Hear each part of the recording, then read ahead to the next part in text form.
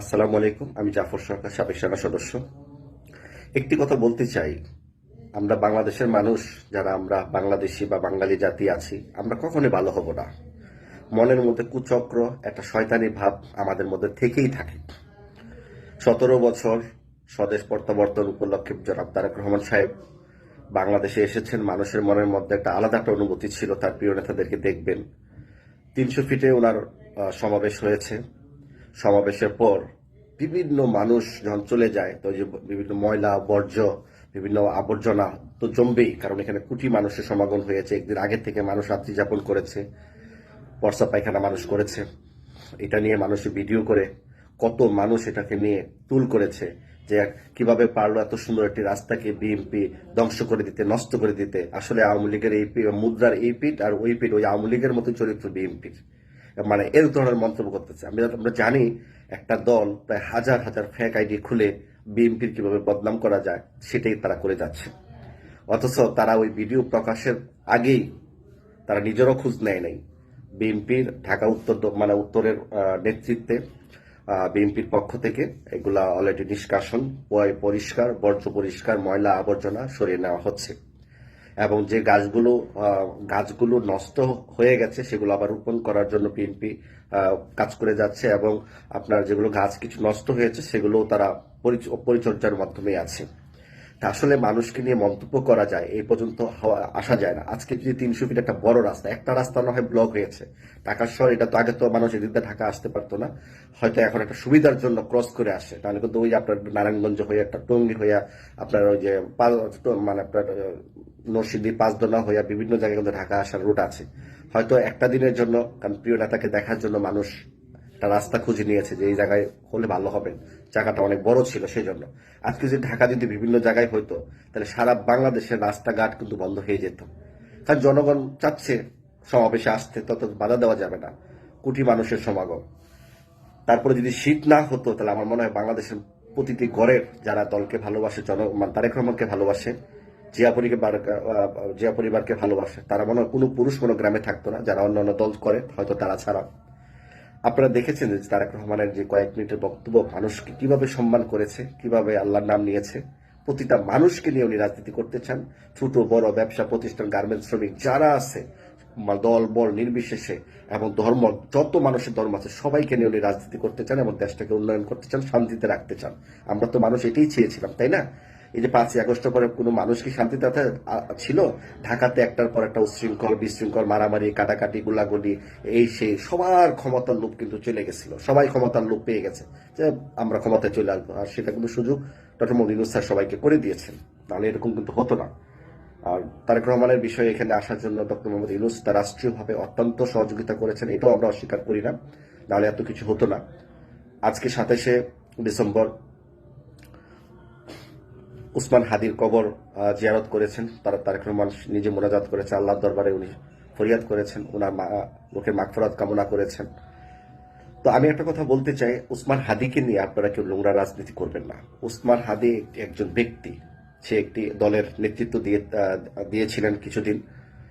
বাংলাদেশের পক্ষ থেকে এরকম ভাবে সম্মানিত কোন রাষ্ট্রপ্রধানের পক্ষ থেকে, রাষ্ট্রের পক্ষ থেকে একজন নেতাকে এত সম্মান কখনো দেওয়া হয় নাই। বিদেশের মাটিতে রাষ্ট্রীয় অর্থ দিয়ে, বিদেশের মাটিতে সিঙ্গাপুরে পাঠিয়ে, ওই দেশের ডাক্তারের সাথে কথা বলে, ওই দেশের পররাষ্ট্র সচিব মন্ত্রণালয়ের কথা বলে হাদির খোঁজখবর নিয়েছে প্রধান উপদেষ্টা, এবং তার রাষ্ট্রীয়ভাবে তার দাফন করা হয়েছে। লক্ষ লক্ষ মানুষের সমাগম হয়েছে, তার জন্য দোয়া করে। দেশের মানুষ দল বল নির্বিশেষে সকল দলের লোক তার জন্য দোয়া করেছে। তো এখন কেন আপনারা ওনাকে নিয়ে উশৃঙ্খলা সৃষ্টি করার জন্য সামনে নির্বাচন মানে মানে হওয়ার মুখের সামনে আপনারা এই ধরনের আন্দোলন করছেন? হাদির বিচার না হওয়া পর্যন্ত বাংলাদেশে নির্বাচন হবে না। তাহলে কি আপনারা কি নোংরা রাজনীতি করছেন না?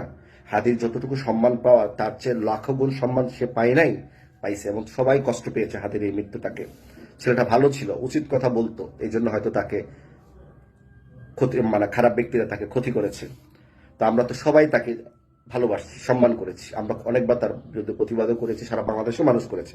তো এখন কথা হচ্ছে, যারা গোলাপানিতে মাছ শিকার করতে চাচ্ছেন, যে হাদির এইটা সেটা কয়েকটা দল চাচ্ছে, তো আমি তাই সেই দলকে বলবো, আপনারা যদি হাদির প্রতি আমাদের চাইতে বেশি ভালোবাসা বা তাদের প্রতি দরদ আরো বেশি থাকে, হইতেই পারে, থাকতেও পারে আপনাদের ভালোবাসা বেশি।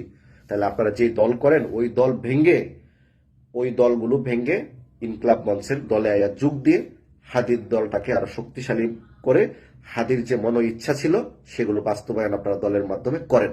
অন্য দলে থেকে আরেকটা দলের পক্ষ নিয়ে করা মানে গোলাপাড়িতে মাছ শিকার করা, একটা নীল নকশা এঁকে দেশে অস্থিরতা সৃষ্টি করা।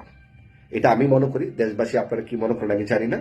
হাদির প্রতি ভালোবাসা থাকলে সমস্ত দল ভেঙে ইনকলাব মঞ্চে যায় জয়েন করেন, ওদের অধীনে আপনারা একটা দল গঠন করে নির্বাচন করার একটা সুযোগ তৈরি করেন। তাহলে ওই দলটা আরো শক্তিশালী হবে। আমি সবাইকে বলছি, যারা ছাত্র কাজ করতেছেন, শিবির করতেছেন, জামাত করতেছেন, এনসিপি করতেছেন, সবাই আপনারা এনসিপির মাধ্যমে আপনারা ওনাদের নেতৃত্বে আপনারা রাজনীতি করেন, তাহলে সুন্দর হবে বিষয়টা।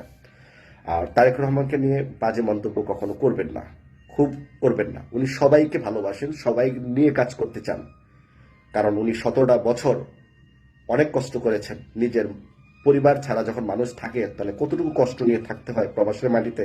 যারা বিদেশ করেছেন তারা কিন্তু জানেন। নিজের ভাইটাকে হারিয়েছেন, এই দেশের জন্য তার নিজের বাবা জীবন দিয়েছেন, যে দেশের রূপকার ছিল প্রেসিডেন্ট জিয়াউর রহমান। আজকে যে লক্ষ লক্ষ মানুষ প্রবাসে দিন কাটাচ্ছে, কোটি কোটি বিলিয়ন ডলার বাংলাদেশে আসতেছে, এটাও শহীদ প্রেসিডেন্ট জিয়াউর রহমানের প্রথম অবদান, যে রেভিডেন্স বাড়ানোর জন্য বিদেশে শ্রমিক পাঠানো। এই যে বাংলাদেশের দ্বিতীয় অর্থনীতি যে চাঙ্গা করতেছে গার্মেন্টস, এই গার্মেন্টসটাও কিন্তু শহীদ প্রেসিডেন্ট তৈরি করেছেন। নাহলে আজকে লক্ষ লক্ষ মানুষ বেকার থাকতো, খারাপের পথে চলে যেত, সন্ত্রাস আরো বাড়তো, চুরি ডাকাতি বাড়তো। এই কর্মসংস্থানগুলো কিন্তু শহীদ প্রেসিডেন্ট করে দিয়ে গেছিলেন। যদি উনি বেঁচে থাকতেন তাহলে বাংলাদেশ, ইউরোপের লোকেরা বাংলাদেশে এসে কাজ করতে থাকতো। এত উন্নয়ন করতে, এত সৎ ব্যক্তি বাংলাদেশে নাই। তারই উত্তরসূরি তারা। খালেদা জিয়াও চেয়েছিলেন জনগণের জন্য কিছু করতে। তারেক রহমানও চাচ্ছেন, তার বিরোধিতা করবেন না, তার পাশে থাকুন, একটা সুন্দর একটি রাষ্ট্র উপহার দেন। এই 5ই আগস্টের পর দেখলেনই বাংলাদেশে কত অশান্তি, আগুন টাগুন, খুন খারাপি, জ্বালাও পোড়াও, ধ্বংস, আওয়ামী লীগের ট্যাগ লাগিয়ে কাউকে গ্রেফতার করা, এটা আমি খুব খুব খারাপ লেগেছে এই বিষয়গুলো। শেষ একটা কথা বলতে চাই, সামনে নির্বাচন, অনেককে গ্রেপ্তার করতেছেন, এই আওয়ামী লীগের, যুবলীগে, ছাত্রলীগের গ্রেপ্তার করতেছেন। আমি সবাইকে অনুরোধ করে বলবো, প্রশাসনকে অনুরোধ করে বলবো, কোন দলের সাপোর্টে তাদের চাপে পড়ে এগুলো আপনার কাজ করবেন না। কারণ প্রশাসন একমাত্র দেশটাকে ঠিক করতে পারে, ডিফেন্স ঠিক করতে পারে, সেনাবাহিনী, সবাই মিলে দেশটাকে ঠিক করার দরকার আছে। কোন দলের প্রচেষ্টায় আওয়ামী লীগের যারা অপরাধ করে নাই, যারা আওয়ামী লীগ করতো অপরাধ করে নাই, এটাই গণতন্ত্র দেশ, তারা যে কোনো দলকে পছন্দ করতে পারে। আওয়ামী লীগকে যারা পছন্দ করে বা আওয়ামী লীগ যারা খারাপ কাজ করে নাই, তাদেরকে কেউ হয়রানি করবেন না, আওয়ামী লীগের ট্যাগ লাগাবেন না। যারা খারাপ করেছে, দুর্নীতি করেছে, চুরি করেছে, বাটপারি করেছে, দর্শন করেছে, মানে টাকা লুটপাট করেছে, মানুষের ক্ষয়ক্ষতি করেছে, মানে মানে অন্যান্য দলকে ফাঁসাইয়া টাকা পয়সা খেয়ে কাউকে মামলা দিয়েছে, টাকা পয়সা খেয়ে আবার মামলা থেকে ছাড়িয়ে নিয়েছে আওয়ামী লীগ, তাদের বিচার আপনারা করুন, তাদের হিসাব কিতাব করুন, সংস্কার করুন। কিন্তু অন্য যারা ভালোবাসে, দলকে ভালোবাসছে, আওয়ামী লীগকে, তাদেরকে ক্ষতি করবেন না। আজকে তারা আওয়ামী লীগ করবে, কালকে আরেকটা দল করবে, তারা আবার ওই দল থেকে চয়েস করে আবার আরেকটা দলে আসবে। এটাই তো নিয়ম। এই যে আপনার এনসিপি থেকে বিএনপিতে আসতেছে না, বিভিন্ন দল থেকে জামাতে যাচ্ছে না, তো আওয়ামী লীগের লোকগুলো বিভিন্ন দলে কাজ করবে না? তাদেরকে এই দেশে গণতন্ত্র না, তাদের এই দেশে নাগরিক না, তাদের অধিকার নাই রাজনীতি করার? তাদেরকে আওয়ামী লীগের ট্যাগ লাগাবেন কেন? আওয়ামী লীগের নেতা, ধর আমি বিএনপি করি, আমার বিএনপি নেতার সাথে আমার ছবি থাকতে পারে, আরেকদিন আমার ভালো লাগবে না, আমি বিএনপি করবো না, আমি আরেকবার আরেকটা দলে আমি যেতে পারি, এটা আমার নৈতিক অধিকার, এটা আমার নাগরিক অধিকার। তাই বলে কি কাউকে ওই দলের ট্যাগ লাগিয়ে কাউকে অপমান করা ঠিক? প্রিয় দেশবাসী, সবাই ভালো থাকবেন। বাংলাদেশটা যেন একটা সুন্দর সুখময় হয়।